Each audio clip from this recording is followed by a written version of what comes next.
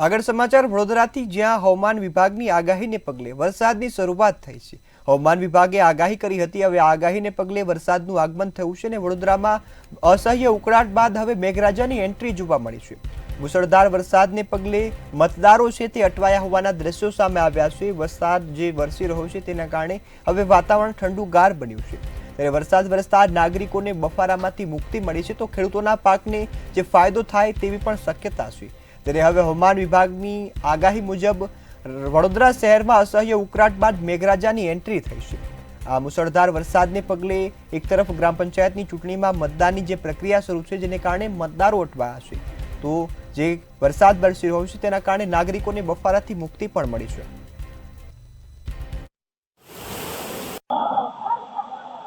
છેલ્લા કેટલાક કલાકો માટે ગુજરાતની અંદર ખાસ કરીને મધ્ય ગુજરાતના અનેક જિલ્લાઓમાં એલર્ટ જાહેર કરવામાં આવ્યો છે। ત્યારે વાતાવરણમાં ફરીથી વરસાદનો જે માહોલ છે બની ગયો છે।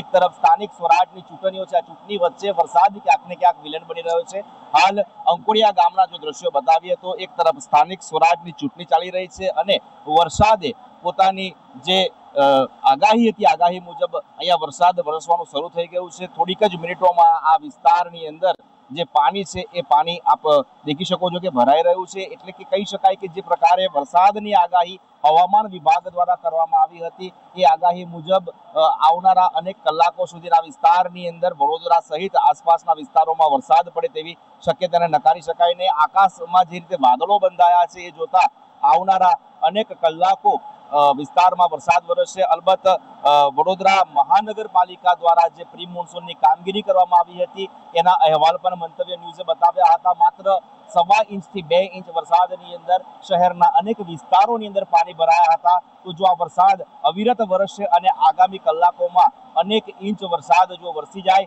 તો શહેરની અંદર કદાચ અનેક વિસ્તારોની અંદર પાણી ભરાય તેવી શક્યતાઓને હાલ નકારી શકાય તેમ નથી। કેમેરા પર્સન મિલિંદ મેલે સાથે તુષાર પટેલ, મંતવ્ય ન્યૂઝ, વડોદરા।